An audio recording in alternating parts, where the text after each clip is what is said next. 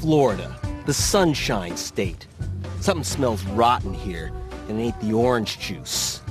The Bush family takes back the White House when Florida goes for George W. over Al Gore by a margin thin as the ace of spades, just 537 votes.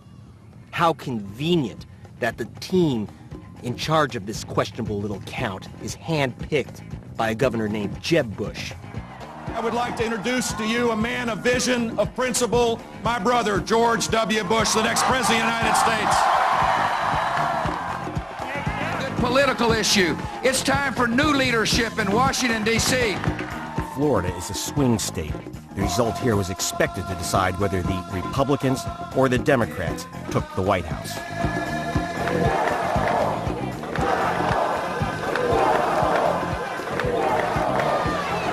It's going to be a close race, very close race, yeah. It's hard to tell. Flip a coin.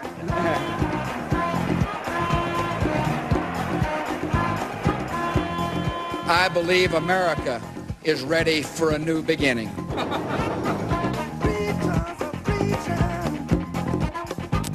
It's almost 5:30 a.m. Texas time, and George W. Bush is still asleep, and I'm still speaking to people here in Florida.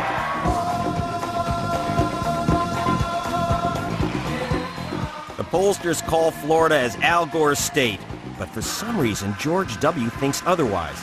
What does he know? I don't believe that some of these states that they've called, like Florida, I just don't believe that. I don't believe we got enough evidence to be able to call the states. We're doing better than we thought, and but I feel fine. But America didn't feel fine. The machine ballot count was a shambles, so county officials began a laborious recount by hand. I think they should just re-elect, start it all over again. Cancel the whole deal that's went on now, and let's vote again.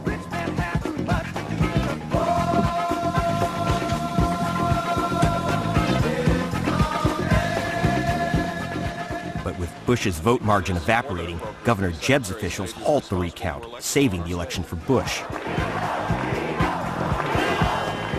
Then a tipster told me to check out some funny business. Thousands of black voters were turned away from the voting booths because they were labeled as convicted criminals. But were they? I met with Willie Steen, who, like over 90,000 others, was tagged a criminal not allowed to vote because Jeb Bush's officials said he was a felon. So, Willie, fess up. Are you a criminal? No. No criminal at all. Never been convicted of any crime. But they had you down as a felon, a serious convicted criminal. Yes, they did, but not me. Wrong person. I've never been arrested in my life, you know. Was in the military for 4 years. Got out of the military, been in the medical field ever since. I mean, you can't even work for a hospital being a convicted felon. If you, in error, remove even one person from the voter rolls, it's of tremendous significance. We found errors. We were very uncomfortable with the matches on the list. The matches that the state considered a match was not something that we necessarily considered a match. Sometimes the race and even the gender was not a match. We were not comfortable. How did you feel internally when they said you're a criminal? Well, for one, I was upset, you know. I was ashamed, you know, with 40 people around. It made me feel real bad.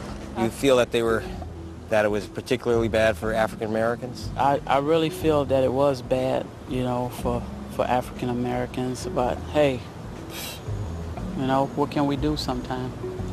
You know, what can we do? Using some legal snooping techniques, I was able to get into Florida's computers and cracked open the files that named Willie Steen and other black voters as potential criminals.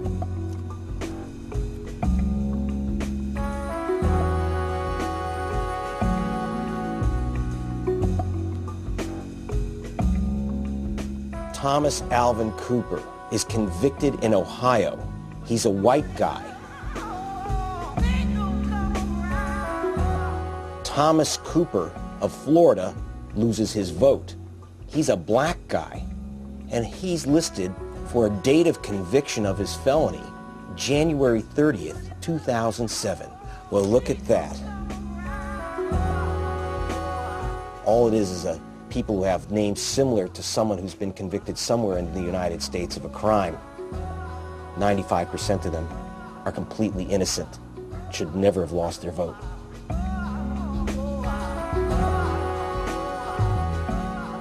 Over half of them are black. Almost every black person voted for Al Gore.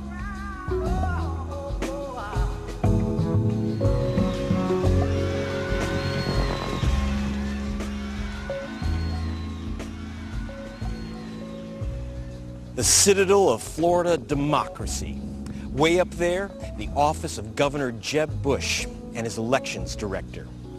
This is it.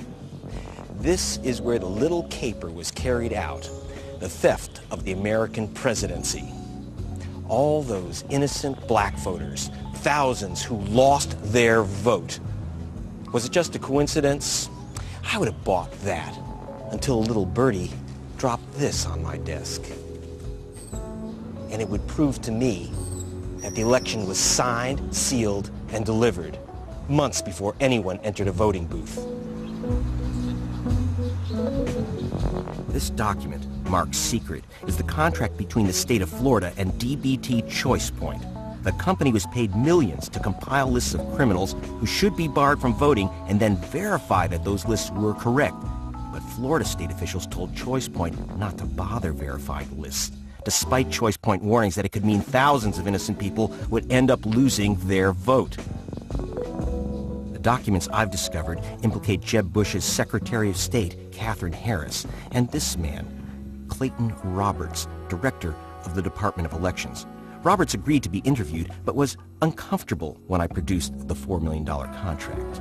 We have a statute that says we have to have a private company to do this. We put it out for bid. They got the bid, and I think I'm done with this interview. Wait, well, let me just show you the contract, if I could, Mr. Roberts. Wait, it says here, right in the contract, that the verification is supposed to be done by DBT, that you paid them $4 million. Don't you? It could look to other people, don't you think, that you paid $4 million to purchase this election for the Republican Party? 95% wrong on the felon list? Mr. Roberts, could you just please answer the question regarding the contract? In accordance with the laws of the state of Florida, I hereby declare Governor George W. Bush the winner of Florida's 25 electoral votes for the President of the United States. Katherine Harris was Clayton Roberts' boss, and her boss was Jeb Bush. But she also happened to be chairwoman of the Bush for President campaign and successfully delivered W a victory by just 537 votes. Now that the votes are counted, it is time for the votes to count.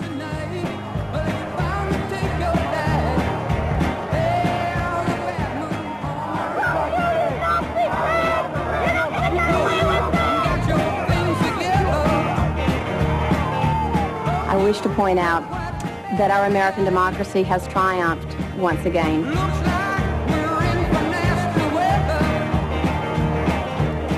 It is a special day for America. It's a day in which our nation confirms the fact that we trust democracy, a peaceful transfer of power. Thank you, and may God bless America.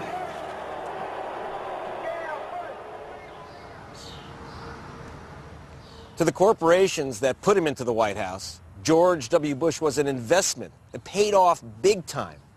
Take that company that came up with the phony felon list, Choice Point. They got it 95% wrong, but they didn't get the boot. They got the big no-bid contracts, including one for $67 million to help Bush fight his war on terror.